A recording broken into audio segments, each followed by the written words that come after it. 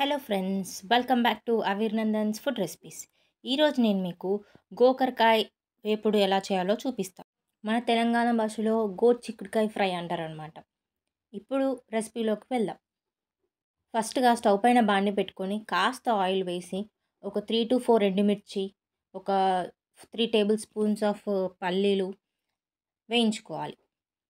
మంచిగా లైట్గా వేగుతుండగా ఒక పచ్చి కొబ్బరి, ఒక హాఫ్ హాఫ్ పచ్చి కొబ్బరి ఉంటుంది కదండి, ఒక చిప్పలోకి హాఫ్ పచ్చి కొబ్బరి కట్ చేసుకొని పెట్టుకున్నది, పల్లీలతో పాటు కొబ్బరి కూడా వేయించుకోవాలి.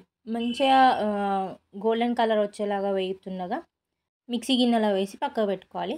చల్లారిన తర్వాత పట్టేసుకుందాం. ఇప్పుడు ఇంకో కడాయి పెట్టుకొని దాంట్లో ఒక 3 to 4 tablespoons ఆఫ్ ఆయిల్ వేసి, ఒక స్పూన్ జీలకర్ర, ఒక స్పూన్ ఆవాలు వేసి వేయించుకుందాం. అవి వేగుతుండగా ఒక ఆనియన్, 3 to 4 పచ్చిమిర్చి కట్ చేసి పెట్టుకున్నాను, అవి ఫ్రై చేసుకుందాం. అవి మంచిగా గోల్డెన్ కలర్ వస్తుండగా ఇప్పుడు మనం గోకరకాయ అన్నాం కదండి, చిక్కుడుకాయ ఒక హాఫ్ కేజీ తీసుకున్నాను. అవి కట్ చేసి పెట్టుకున్నాను. అవి కట్ చేసి పెట్టుకున్నది ఇప్పుడు నూనెలో వేసి ఫ్రై చేసుకోవాలి. మంచిగా మగ్గాలన్నమాట. అందుకని ఒక 4 to 5 minutes లైట్గా కలుపుకుంటూనే రోస్ట్ చేసుకోవాలి ఆయిల్లో. ఆ తర్వాత ఒక 5 minutes లిడ్ పెట్టి కుక్ చేసుకోవాలి. ఇప్పుడు ఒక 5 minutes లిడ్ పెట్టి కుక్ చేసుకున్న తర్వాత అందులోంచి వాటర్ క్వాంటిటీ వచ్చేస్తుంటుంది. అది మంచిగా అడుగంటకుండా మీడియం ఫ్లేమ్లో పెట్టుకొని కుక్ చేసుకుంటూ ఉండాలి. మంచి గోల్డెన్ కలర్ వచ్చాక కొంచెం లైట్గా ఒక 30 to 40% కుక్ అయింది అని మనకు అనిపించినప్పుడు ఇప్పుడు ఒక స్పూన్ అల్లం వేసుకొని మంచిగా పూర్తిగా కలపాలి అండి. అడుగంటకుండా కలుపుతూ ఉండాలి. ఇప్పుడు ఒక 3 to 4 కరివేపాకు రెబ్బలు వేసుకున్నానండి. అండ్ ఒక హాఫ్ స్పూన్ పసుపు వేసి మంచిగా కలుపుకోవాలి.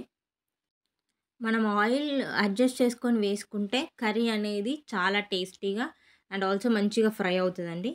పల్లీలను, పచ్చి కొబ్బరిని వేయించుకున్నది గ్రైండ్ చేసుకొని పెట్టుకున్నానండి. ఇప్పుడు మంచిగా ఫ్రై అవుతుంది కదా, ఇప్పుడు దీంట్లో ఒక 1.5 స్పూన్ ఉప్పు వేసుకొని బాగా కలుపుకోవాలి. కలిపిన తర్వాత ఇప్పుడు ఆల్రెడీ గ్రైండ్ చేసి పెట్టుకున్న పల్లీల కుడక పొడి వేసుకొని వేయించుకోవాలి. మంచిగా చిక్కుడుకాయకి కూడా మంచిగా పట్టేలాగా కలుపుకొని ఒక హాఫ్ స్పూన్ కారం, కొంచెం ధనియాల పొడి, కొంచెం వీలైతే మసాలా వేసుకుంటే వేసుకోవచ్చు, లేదా ఇగ్నోర్ చేయొచ్చు. నేనైతే వేసుకోలేదు. ఇప్పుడు పల్లీల పొడిని కుడక పొడి కూడా మంచిగా ఆయిల్లో రోస్ట్ అయ్యి మొత్తం చిక్కుడుకాయకి కూడా పట్టేలాగా మంచిగా ఒకసారి కలుపుకొని ఒక 5 minutes మళ్ళీ లిడ్ పెట్టుకొని కుక్ చేసుకోవాలి. రోస్ట్ అవ్వాలన్నమాట. మంచిగా రోస్ట్ అయిన తర్వాత పక్కకు పెట్టుకొని కొత్తిమీర చల్లుకొని టేస్ట్ చాలా బాగుందండి. అన్నంలోకి అయితే సూపర్గా ఉంది. మీరు కూడా ట్రై చేయండి.